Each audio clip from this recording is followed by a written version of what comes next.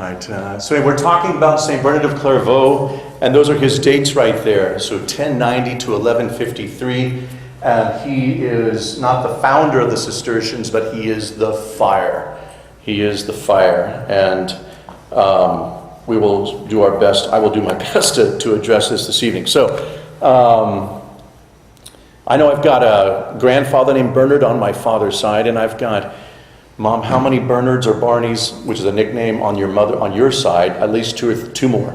Right. So anybody here named anybody named Bernard? There you go. Look at that. All right. Bernardina?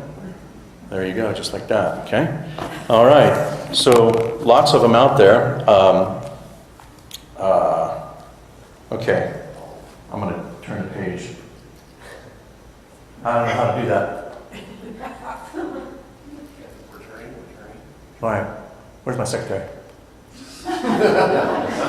Oh, there it is. Okay. Julie's my secretary back there.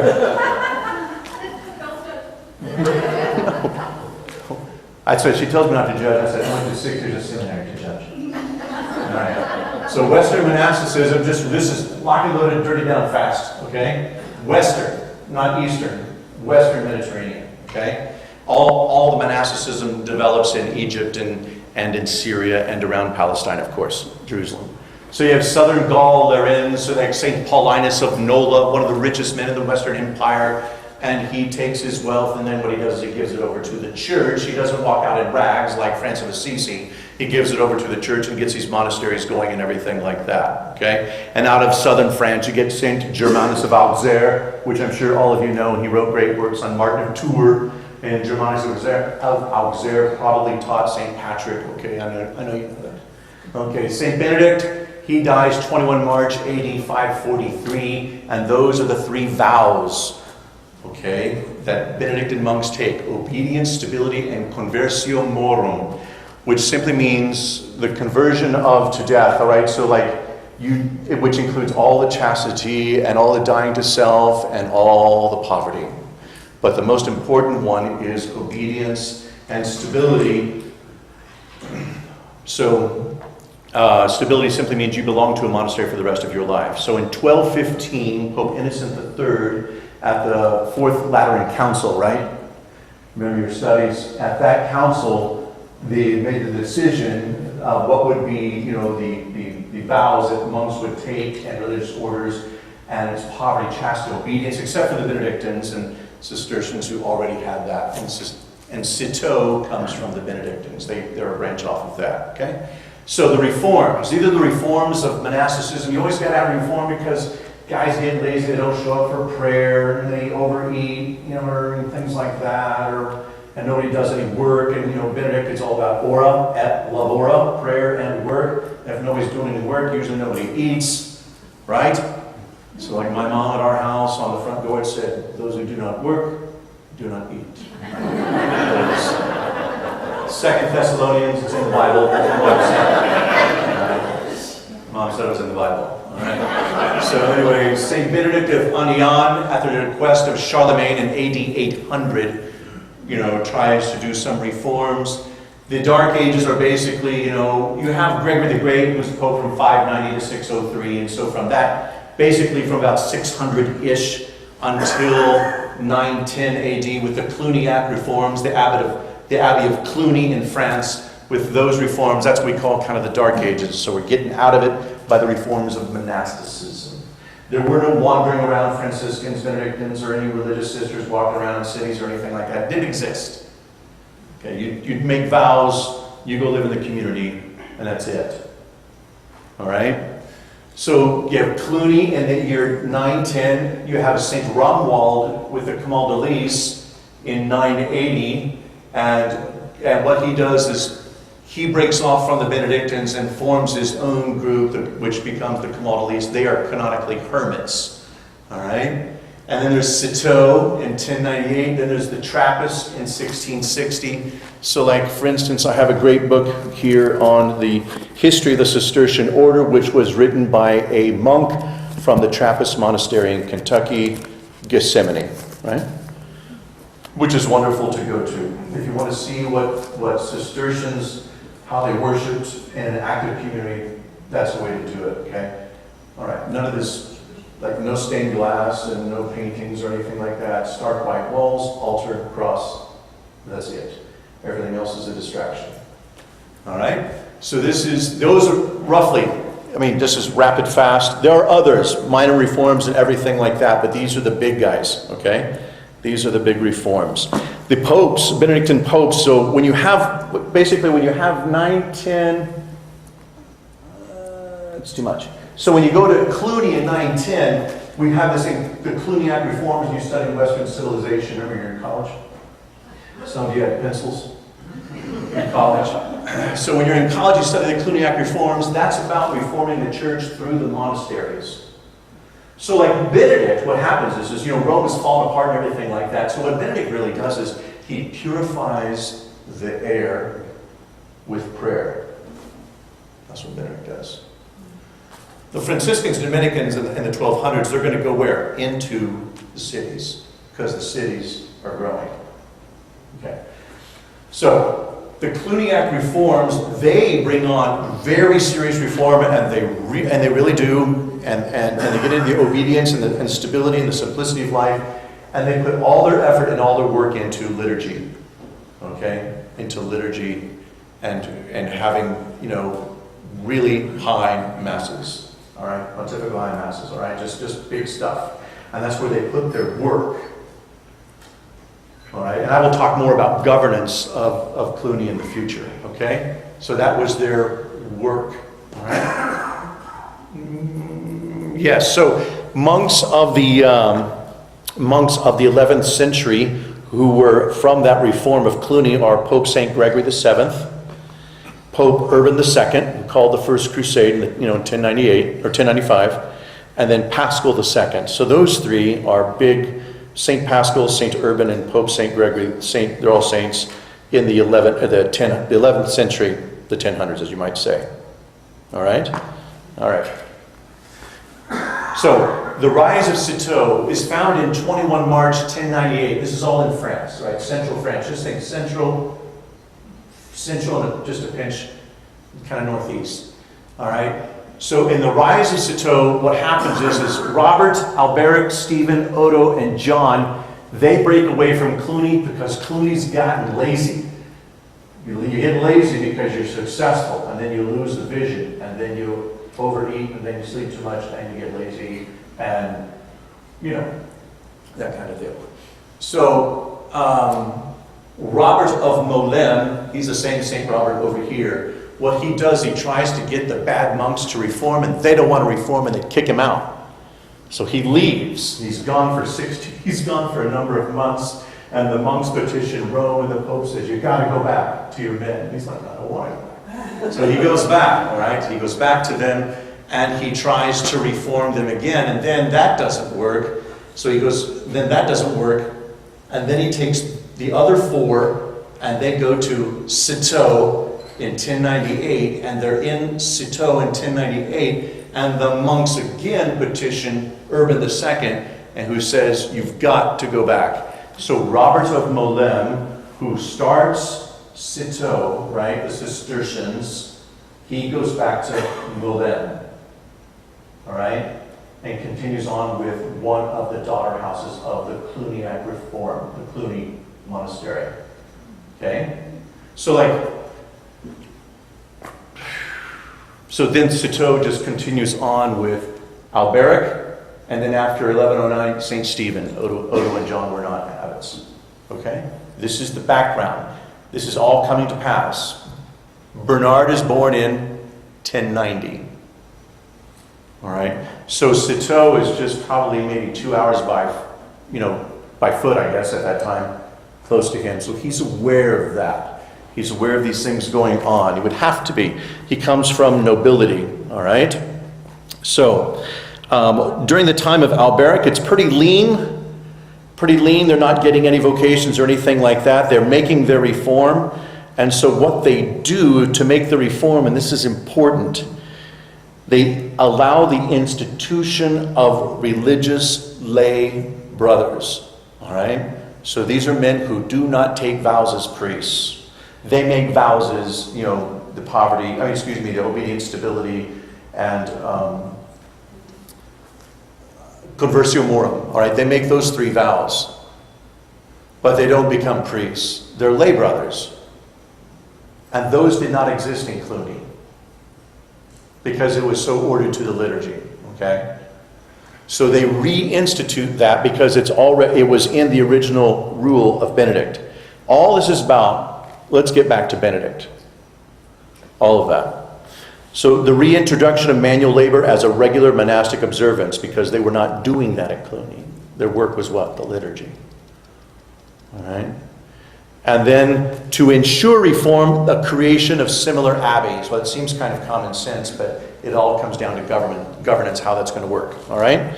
So then we move on here. Citeaux is different. All right? Oh, there it is right there. I just have it. Those are the main things. The rules of reform right there. Religious lay brothers, manual labor, creation of abbeys, and then the charter of charity, which will come about in about 1116. And the governance is different. Self-governing abbeys. Each abbey has an abbot. He's in charge. Citeaux is primary. And the abbot of Citeaux can visit any abbey that is a daughter abbey, that is to say springs forth, right? So you got 100 men, and then the abbot says, you 7, go to this hill on this river 50 miles away and start an abbey. You get what I'm saying? So that's the daughter abbeys. So he can visit any time, all right? But it's self-governing and self-administrating in temporal affairs. That was not the way of Cluny. In the 900s, the abbot of Cluny was more powerful than the Pope for 100 years, whoever the abbot was.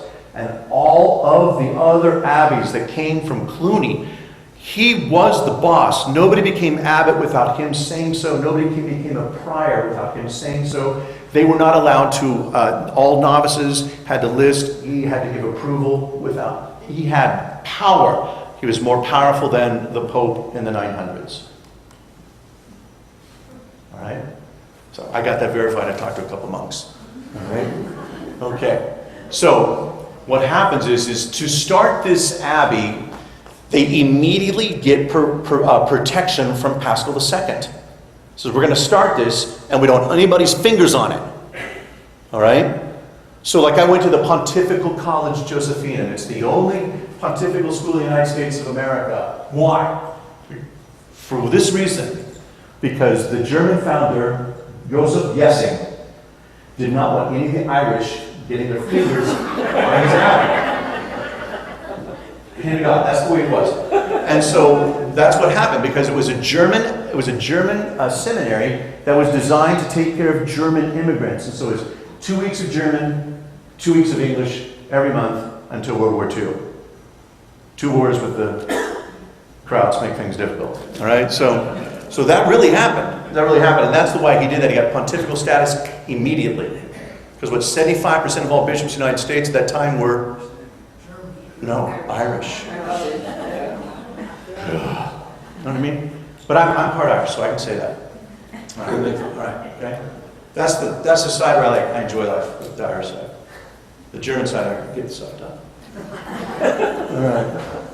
So, all right. So Paschal gives protection. The other example is the Eicham Sisters of Wichita. They are a diocesan order. They're underneath the bishop of the Diocese of Wichita, not underneath papal. They're not a papal order yet.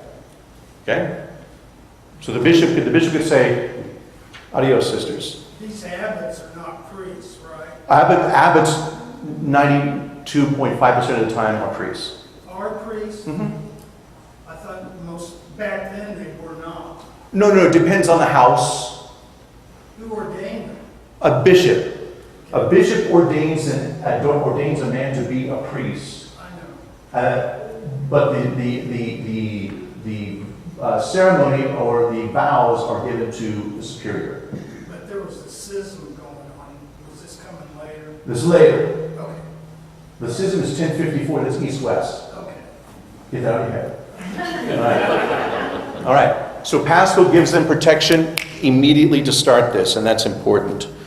All right, very good. But their times are lean. Not a lot of good things happen. I'll talk about the Charter of Charity in a little bit. So Bernard of Fontaine arrives in Lent of 1112, or right before Easter, so I guess it's Lent. That's what the book says. So what it is the Lord delivers a catalyst to St. Stephen. Stephen's got the plan. Stephen Harding. He's an Englishman. All right. So an English monk goes to the French and sets up the order for the French. All right. So, but he's got the plan, but nothing's happening until Bernard shows up with 30 people. 4 brothers, 2 uncles, 2 cousins, and 3 friends, and seriously, and then all the rest. True. He shows up with them at the age of 22. He shows up with all of them, and they follow him. His brothers, Guido, Gerard, Andrew, Bartholomew, and Navard. 2 maternal uncles, Gaudry of... who speaks French? Oh, okay. I like the French until about 1300. That's why I didn't study French. All right.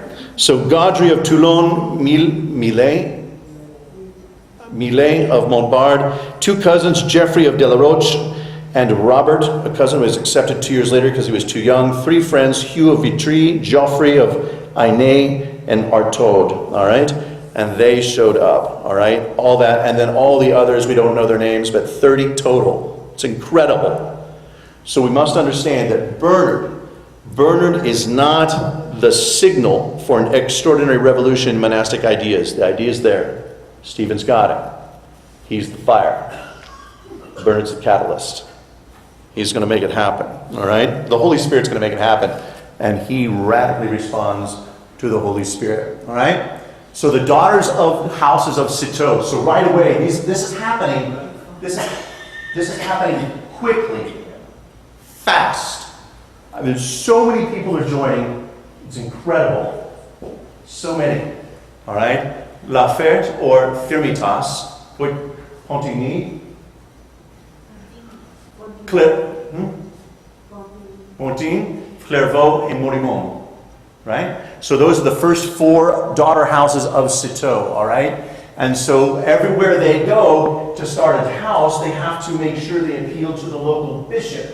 And the bishop wants what? No. He wants obedience. What Barr gave to my brother for 7 years. That's what he said. All right. So what it is they ask for obedience, they go, salvo ordine nostro, all right? Saving our obedience, okay? So meaning we're going to be obedient to our superior, and, usually the bishop lets them in, they move in, okay? So save the obedience due to the order Hugh to the local bishop when creating Pontigny, all right? So when Hugh goes to Pontigny to found that house, all right? So the bishop's in charge and he lets you in, but this is a pontifical protected group of men already. They have protection from Paschal and the succeeding popes, so it's a delicate dance, that kind of thing. So in Conception, in Atchison, Kansas, anytime if Abbot James Albers, when he became abbot, 4 or 5 years ago, he was the 2nd youngest abbot on the planet in the world, all right, as a Benedictine. And when he wants a new priest, then the bishop from Kansas City, Kansas goes up there, ordains him. But usually the vows were already done a few years earlier. All right, obedience. Okay? Daughter houses of Citeaux. Big, important stuff. All right? So Bernard is at Citeaux, and he is sent to Clairvaux in 3 years. So at the age of 25, he is an abbot, taking people along the way. And then, in 3 years after that, he sends out his own men, monks, to found another abbey at Trois Fontaines, 3 fountains. Okay? All right. Morimont, this is background information here. You can't get anywhere else. Founded by Arnold, brother of the Archbishop of Cologne, but Arnold left with a few monks to start an abbey in Jerusalem. And he was removed from the original roles of the founding abbots because he just bolted and left and did not live obedience. But he was the brother of the Archbishop of Cologne. The one who took over was the prior, Walter.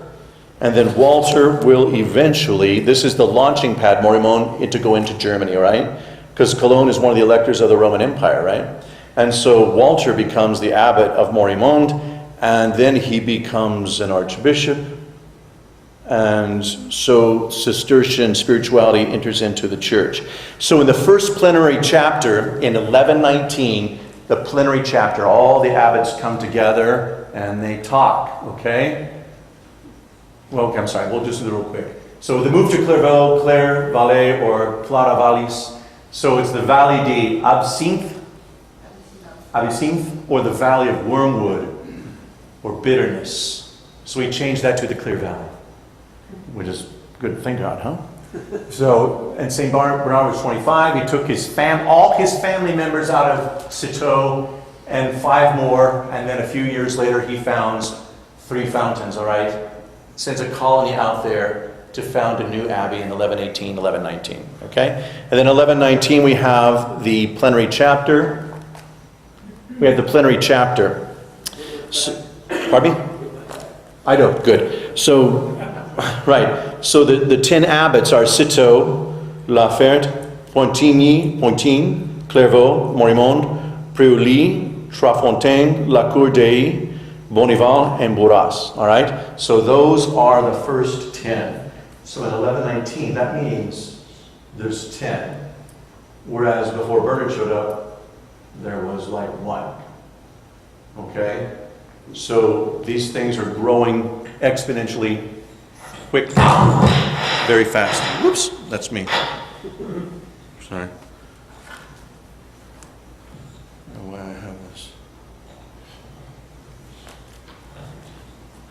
All right, okay. So the chart of course for governance. Let's go on here. I can see what's going on. So the charter of charity is very important. Stephen puts this together on his own 1116. And he's the 3rd abbot, so it always goes by Robert, even though he had to go back. It goes Robert, and then Alberic, and then Stephen.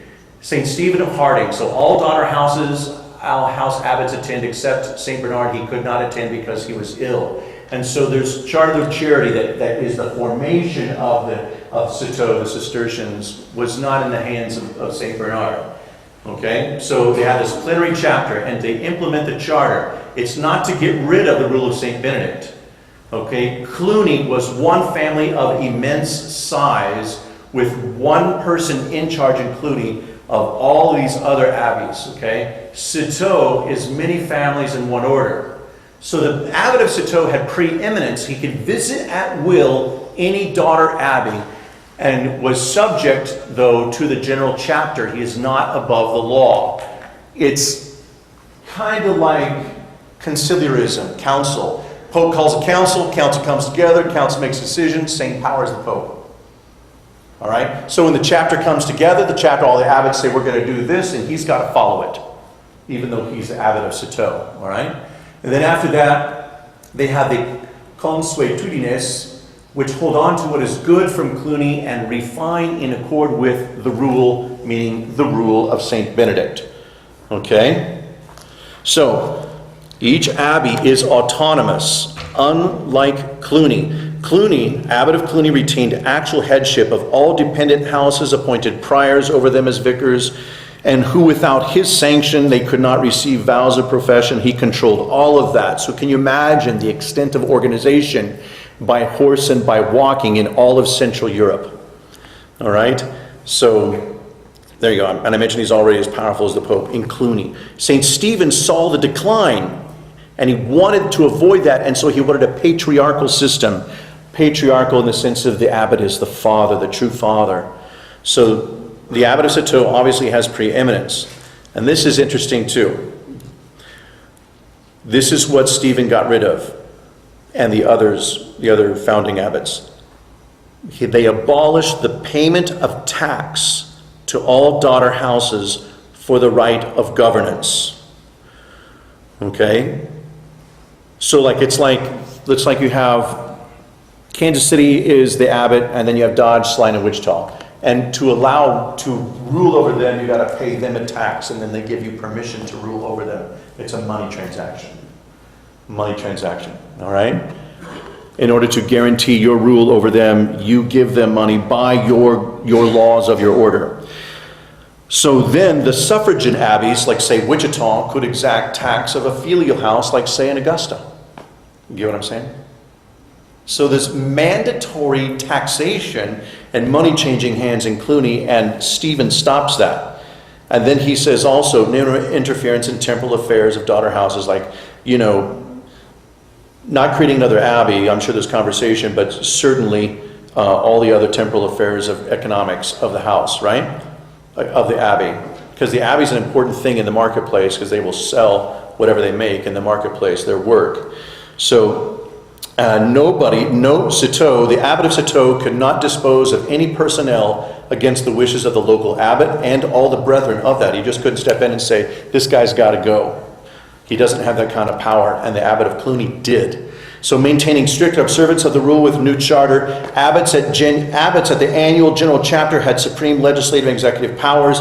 Abbot of Citeaux is subject to that, okay? And the 4 original abbots of the 4 original daughter houses have to visit Citeaux every year.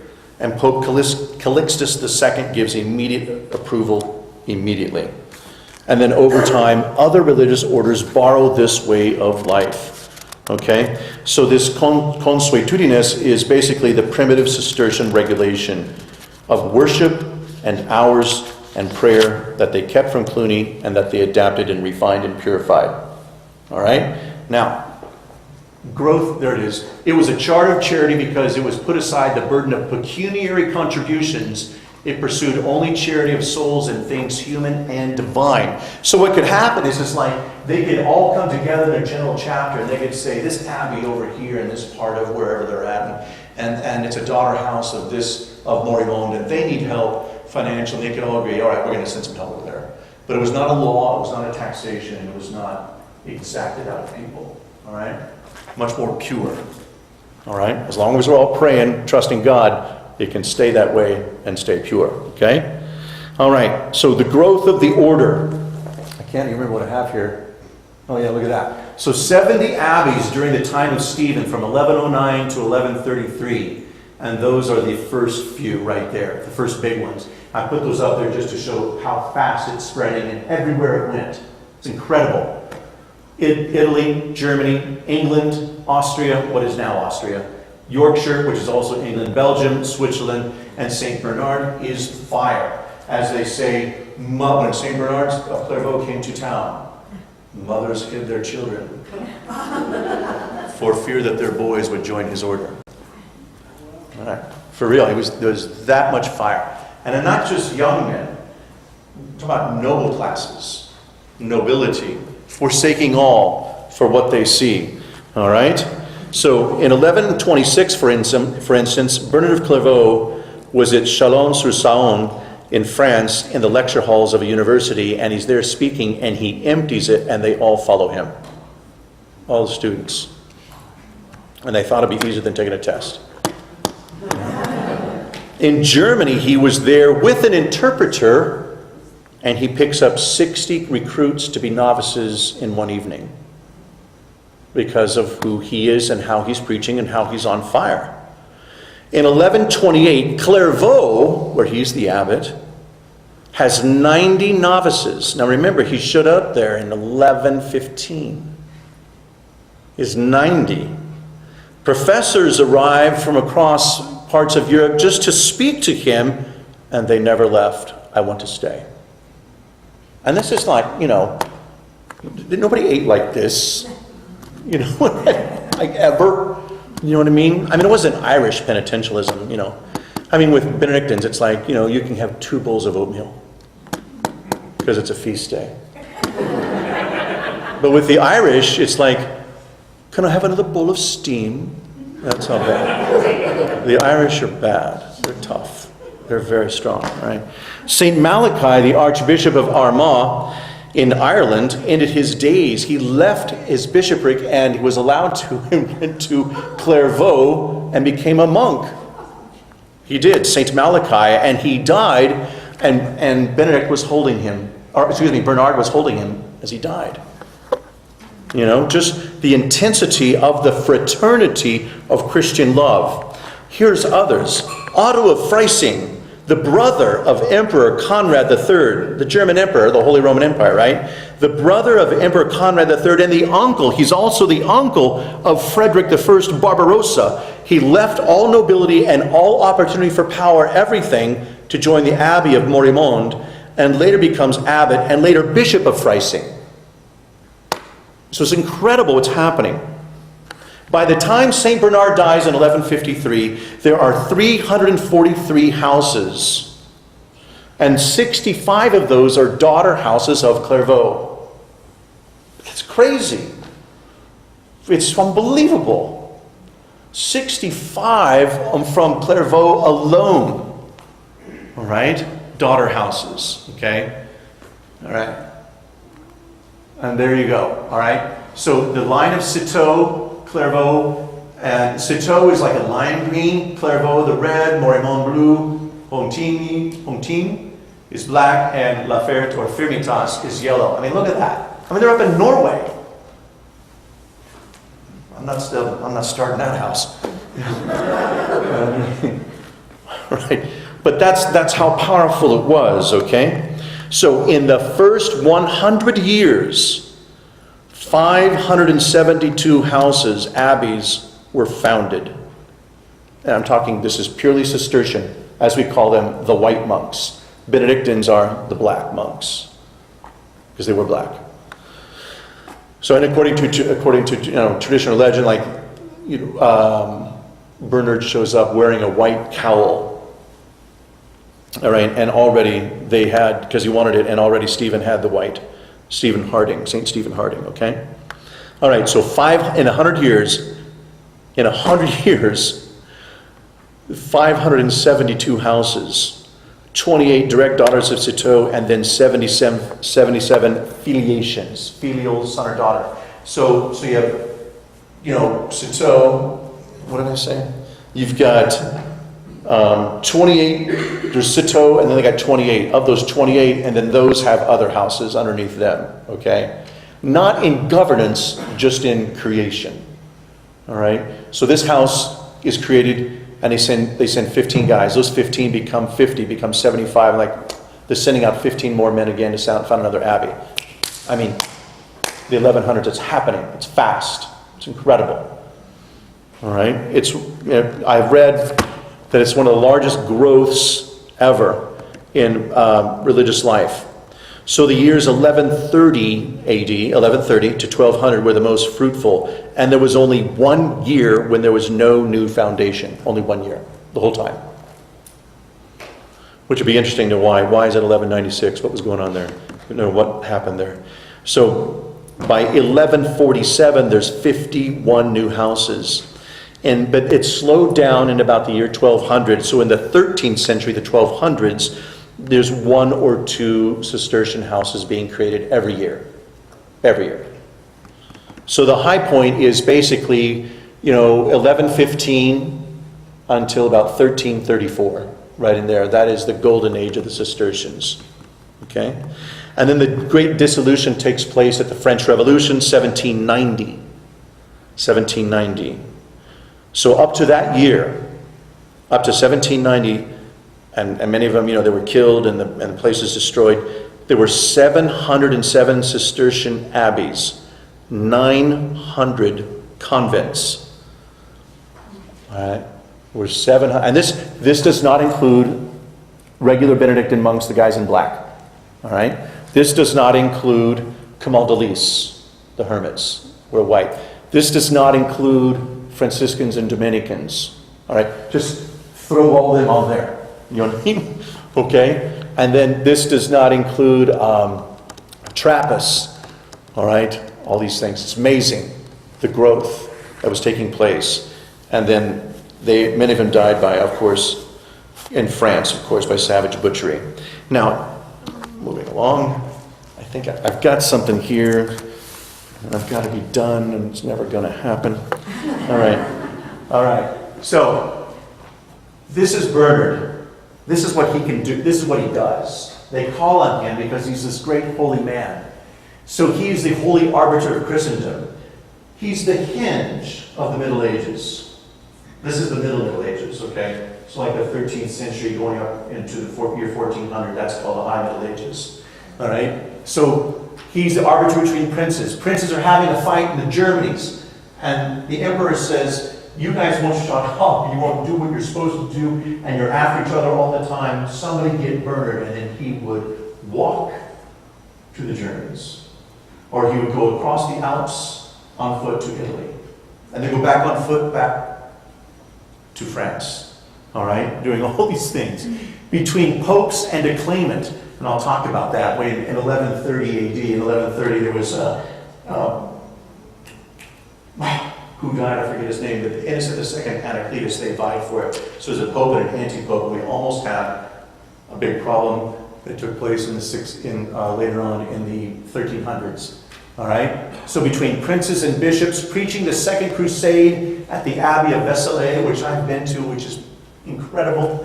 And he went there, he was very old, it was the 1140s, and he really didn't have the voice to speak to everybody, but his presence alone gets the German emperor and Louis VII of France to go on crusade, though they hated each other, and it was a failure.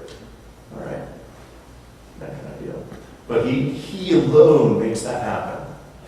His presence. I mean, the Pope sent him there, go make this happen. And he did. He made the Second Crusade take place. The first was, 1099 is when they reached Jerusalem, and then the Second Crusade is 1140s. So then he writes a rule for the Knights Templar. Oh, I forgot an I. Sorry about that. The Knights Templar. All right. So the Knights Templar, that was done in 1128, and this is this great thing that he has. It's just like here we have this the fullness and the embodiment of Christian chivalry, defending the faith and defending the innocent and the weak, and taking vows and bearing arms every morning in prayer and every afternoon in skilled tactical fighting, and to go do that and to basically be this escorts of holy warriors for the Christians who want to go to the Holy Land. All right? And the other group was the Knights of St. John Hospitaller, and they become the Knights of Malta. All right? And they form just because they're transporting people from the shoreline Mediterranean over to Jerusalem. They're kind of like a escort police kind of people, that kind of thing. But Bernard, he actually gives them a rule. He writes out the whole rule of how to live their life. And there are times when the Knights Templar were very holy and very good. And then there's times when they were not. So he's a great defender of the faith against Abelard. And I know everybody's heard of Abelard and Eloise, but that's nothing compared to what Abelard was doing with theology. In matters of Trinity and incarnation. And you can read those letters and you can see how Abelard really is the genius. He is the smart one. And he's smarter than Bernard. But he is prideful. And he starts dabbling in things like really quantifying this and enumerating this and identifying this and trying to think he can explain the Trinity when Augustine wouldn't even do that. You know what I mean? St. Augustine wouldn't do that. And so Abelard, he thinks he can do that. And so Bernard just just like dicing him to pieces with humility. Is that possible? But anyway, he does that. And he goes after him. If I have a chance, I might even read a few words on that, okay? But that is what Bernard is doing in the course of his life. So basically, he shows up 1112, 1115, he's an abbot, basically, and he's becoming well known. So like maybe by the 1120s to 1150s, about 30 years doing all this. I mean, he's brought into town, and he makes people sit down and talk and handle this. And this is something that we could call the negotium pax et justitia, the business of justice and peace in the Middle Ages, because we're already living in eternity, because we're all baptized. This is the kingdom of God, because we're all brothers and sisters in Christ. So why aren't you living as such? And so coming to an understanding of how we are to live means coming together as two brothers in Christ who need to reconcile and have a steady course for what is just, to maintain the peace for the kingdom of God, of which we are all members. Whether you are the emperor or whether you are a lowly prince somewhere, whether you are the Archbishop of Cologne or whether you are the emperor, okay? All these things. All right? And it's a completely different understanding of law and of relating to each other. All right? Blah, blah, blah. I don't care about, yeah, that's too much. Too much. Go through the order, I did that already.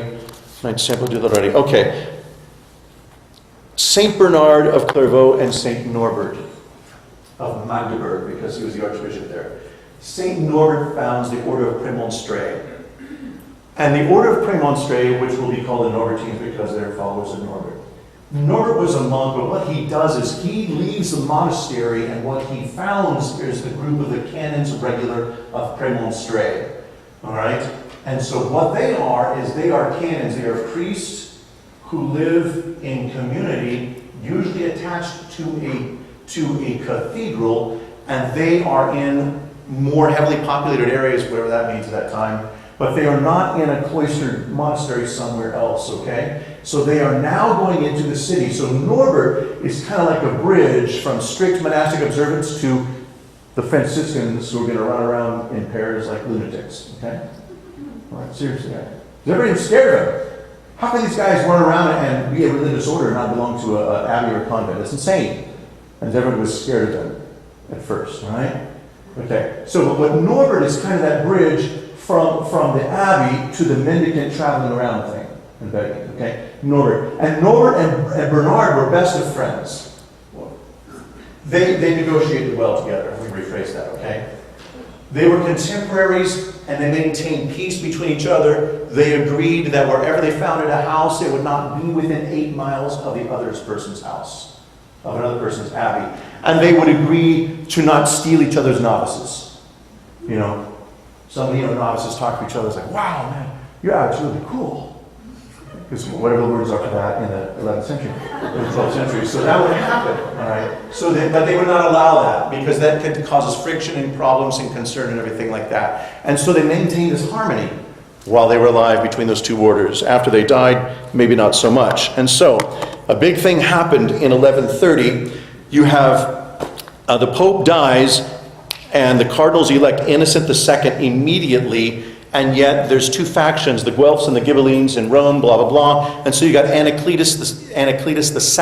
And for 8 years, there was a battle on who was going to be the Pope.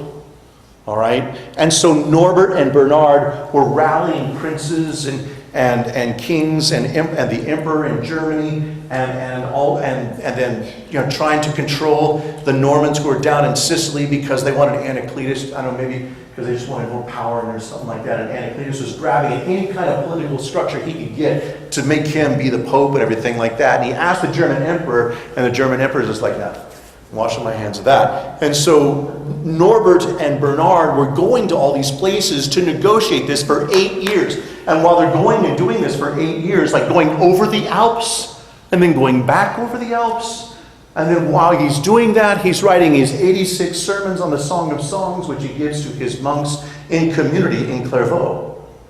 All right, so really, I should have done this evening, no talking at all during dinner, and I just read from Bernard of Clairvaux. Because that would be very monastic, you know?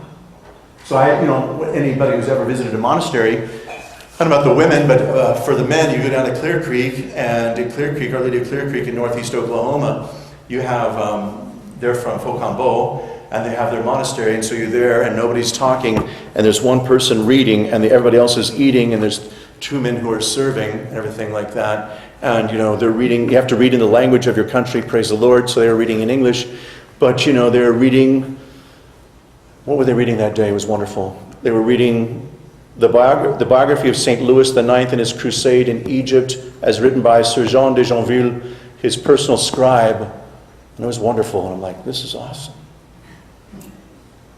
Should have been a monk. Well, monks don't play golf. So anyway, and you have to make a vow of stability, and everybody in my family knows I don't have that. All right, but what's that? Okay.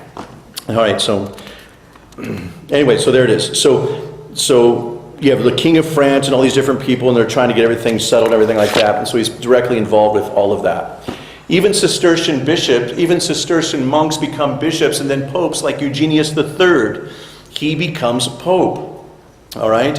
And so Bernard will write letters to the Pope, who is a Cistercian, calling him on to holiness, saying, you know, you could see it in between the lines, like, I can't believe they made you Pope. I don't know if you could do this, but the Lord is with you. And he writes on these things like that. You could see it, you know, you can see that he's concerned and everything like that as he's speaking to him, all right? All right, so I want to, so there's various different works. We got to move on fast here. All right. Blah, blah, got that. The writings of St. Bernard. Okay, on conversion, steps of humility and pride, consideration, loving God, Song of Songs, and then all his letters. The Song of Songs are powerful, they're wonderful, all right? And I'll just give you a snippet, all right? It's taking the Song of Songs, which is love ballads in Hebrew, which is essentially taking the love of man and husband and wife, and equating that and tying that in with God's love for his spouse Israel. And so what Bernard of Clairvaux does is he takes that. That's why he's the mellifluous doctor, right? The sweet honey-tongued doctor who can say anything, right? Or as someone once said, he sacrificed everything for the Lord except the ability to write. So he was a great writer and everything like that. And he used it for the Lord. So when he writes the Song of Songs, it's flowery, it's loving, it's like, and you kiss his feet, and then you kiss his hand, and then you kiss him on the mouth, but it's all spiritual, mystical intimacy. And most of us probably can't really handle that too much, all right? But it's all designed for monastic, mystical prayer with the Song of Songs and that meditation. Hope I can find that. Just a couple lines, and this was the reading. Anybody do the office of readings? The 4-volume and the prayer this morning? No? All right, good. So that was the reading this morning for Bernard of Clairvaux. It's wonderful. It was from Sermon 83. I think I have that here. Well, just a little bit for us. That is enough on its own. It pleases by itself and on its own account. It is its own merit and its own reward. Love needs no cause, no fruit besides itself. Its enjoyment is its use. And he's quoting St. Augustine. And he quotes Scripture and church fathers like every 3 lines. Every 3 lines. It's just littered with Scripture. All right? I love because I love. I love that I may love. Love is a great thing as long as it returns to its beginning, goes back to its origin, turns again to its source. It will always draw afresh from it and flow freely. In love alone, of all the movements of the soul and the senses and affections, can the creature respond to its Creator, if not with an equal, at least with the like return of gift for gift. For example, if God is angry with me, can I return his anger? Not at all. I shall be afraid and tremble and beg for his pardon. If he accuses me, I shall not return his accusation, but concede that he is right. If he judges me, I shall not judge him, but adore him, and in saving me, he does not seek to be saved by me in return, nor does he need to be set free by anyone in return when he frees all. If he commands, it is for me to obey. If he gives me orders, it is for me to do what he says, and not ask service or obedience from the Lord in return. Now you see how different it is with love. For when God loves, he wants nothing but to be loved. He loves for no other purpose than to be loved, knowing that those who love him are blessed by their very love. All right? St. Augustine right there, or excuse me, St. Bernard right there, quoting, of course, at times Augustine. Then he goes on, this wonderful, just poetic works, and they all start to run together, and then you could read like maybe 2 paragraphs at a time just to wrap your mind around how deep he's getting, all right? The mystical union, the bridegroom and the bride in his sermons. On loving God, I like this one passage on the 4 degrees on loving God. All right? The first one is, you love God for one's own sake. All right? So you love God for one's own sake. I'm loving God just so I can get out of this thing alive. In a good way. All right, I'm loving God for the sake of my own spiritual well-being. The second degree, I love God for his blessings and what he does for me. The third, man loves himself for the sake of God. You remember the greatest commandment, you shall love the Lord your God with all your heart, soul, mind, and strength, and love your neighbor as yourself. And so he'll go back to that, he'll include that, he'll unpack it, and he'll talk about it. So man loves himself only for the sake of God. And then you love yourself in God. And so it may live for even a moment, but it's not human effort, and God gives it to whom he wills. You love yourself in God. All right? On Consideration, was written to Pope Eugenius. Do I need to repeat anything on this? On the 4 degrees of loving God? So 1 is love God for one's own sake. Love God for his blessings. Number 2. Number 3, man loves self only for the sake of God. And then 4, love yourself in God. Love yourself in God. It's very mystical. All right, so like the 3 steps of spiritual union with God, all right. Purgative, illuminative, unitive, right? Purgative, you got to get the sin out. Illuminative, so you can see. Unitive, you're with the Lord. Okay? You ever met somebody who's on the 3rd step?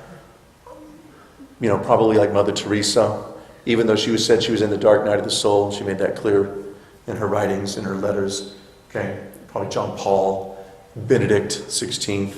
I remember meeting a cloistered Passionist nun, and one of her sisters is a second cousin to Bishop John Brungard. So I was visiting with Bishop John, or he was at the time seminarian John, and then all these 2 other guys, we go there, and I remember meeting Mother Superior behind the bars, and she said, "Praise be Jesus Christ, now and forever." And we say something holy, you know what I mean? Because we were idiot seminarians, and she's there, and she's talking to us, and she's looking at us, speaking to us, and I'm like, oh, she's looking right through me. She says, "Well, we had some excitement the other night. Yeah. Somebody jumped over the wall and defaced one of the Stations of the Cross with the satanic symbol. So, devil's not happy when we're praying." That's right, Mother. All right. So the unitive, right? The unitive, all right? But the 4 degrees of loving are a different thing, but you might know about those others, okay? All right. So, that is a long time. Do we have any questions about anything? That was almost an hour. Carry on. No. Retired people have to go to bed and get up at 4 a.m. Sorry, Judge. The name of your book. Pardon me? The name of the book that has a songs. At the end. Oh, well, this thing. This is from the Paulus collection of great works of Western spirituality, and it's only got like 4 of them. Yeah, it doesn't matter. Doesn't matter anything at all. Well, that might be good for me. It looks like that. Okay. All right. Thanks. Right. Yeah. You know where to find them, right? Yes. Right. All right. So this is, anyway, that. Okay? There's something here I think that would be good to understand. It's just a tiny paragraph. Hope to God I can find it. All right? But it helps us understand Bernard of Clairvaux in the Middle Ages, because the counsel he received most of the time for others who are concerned about him is, you need to eat. You need to stop fasting. You need to go to sleep at 2 a.m. But he was totally denying the body and the temporal world so as to be in union with Christ and to love him. All right? To totally be there. And he was constantly just hard on the body. Hard on the body, okay? And even Francis, he called his body what? Brother ass, right? What about the dogs? Of Bernard? Oh, no, that's the St. Bernard dogs in the Alps, or there's a religious order up there, and actually they were monks, they would help people, and they really would send out these big, hairy monster dogs, that don't hurt you, and so you would send them out there, and they would do that. That has nothing to do with this. Thanks.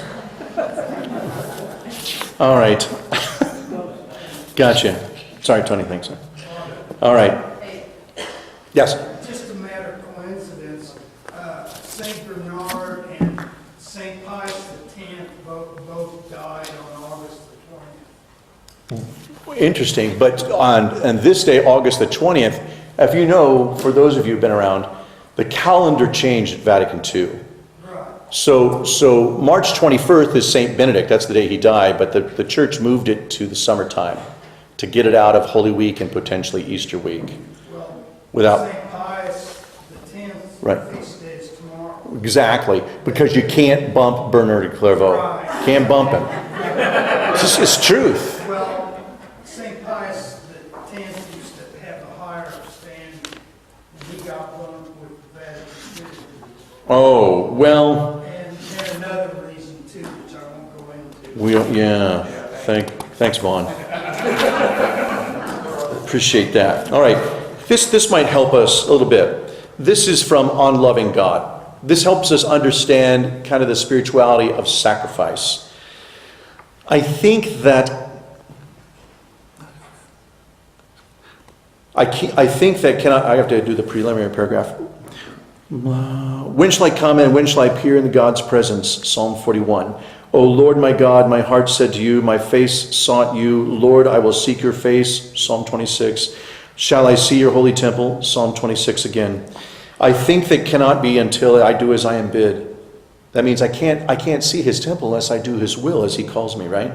Love the Lord your God with all your heart, with all your soul, with all your strength. Then the mind will not have to think of the body.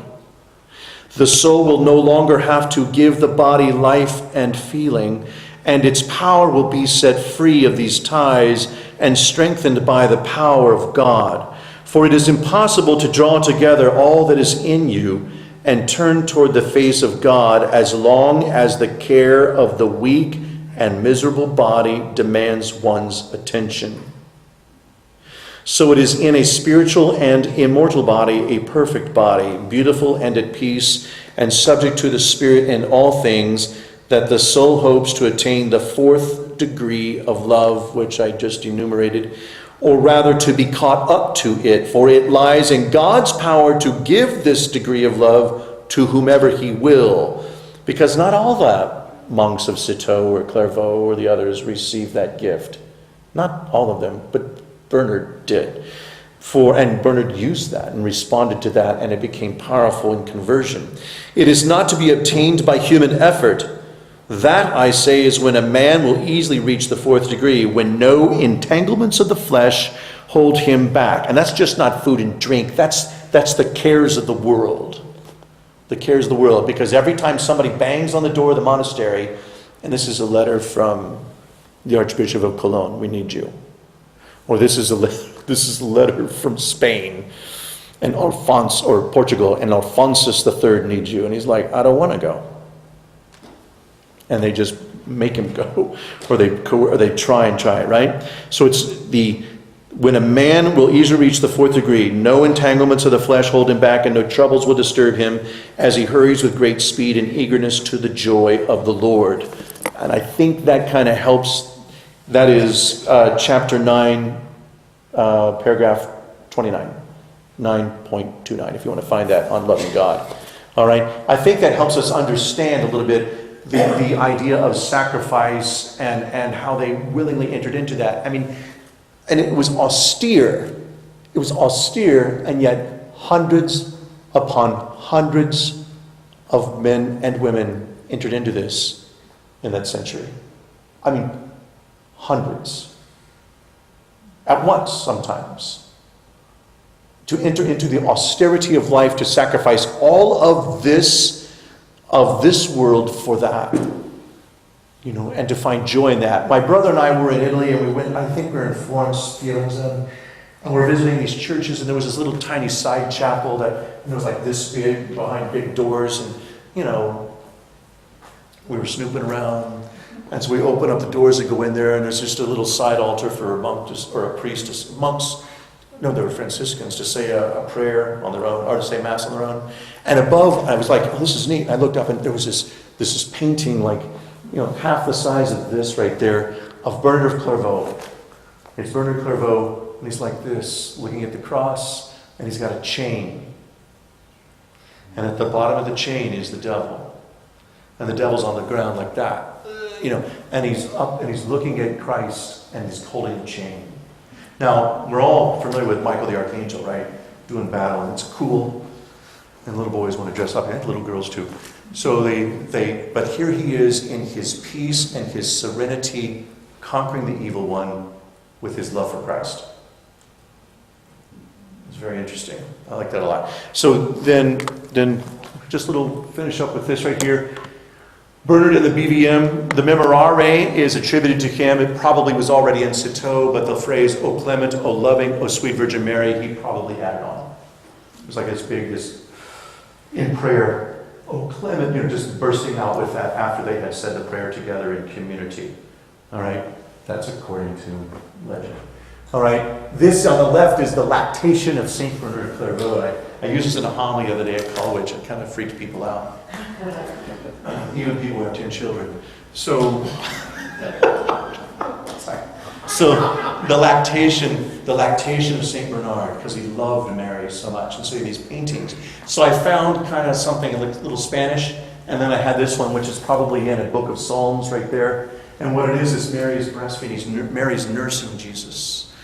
And he is so deep into the mystery of who Jesus is, receiving nourishment from Mary, his mother, without, well, they didn't have that proclaimed yet, right? The Immaculate Virgin, they would say still, right? The Virgin, the Immaculate Virgin, the Mother of God, right?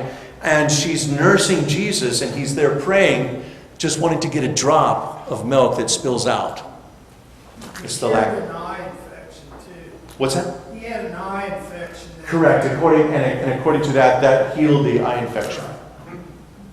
I've heard that. Yeah, I've read that. Yeah. Like Longinus at the cross. Longinus, he takes a spear. Is an old one. When he punctures Christ, the blood and water supposedly cures him of blindness.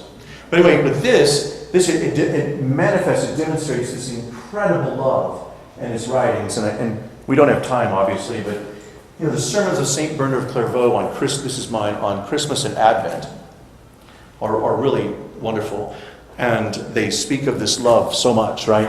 Especially when it gets into the Annunciation, etc. Okay, that's the lactation, the milk of Mary, all right, and how he gets to feed on that too, not just Jesus.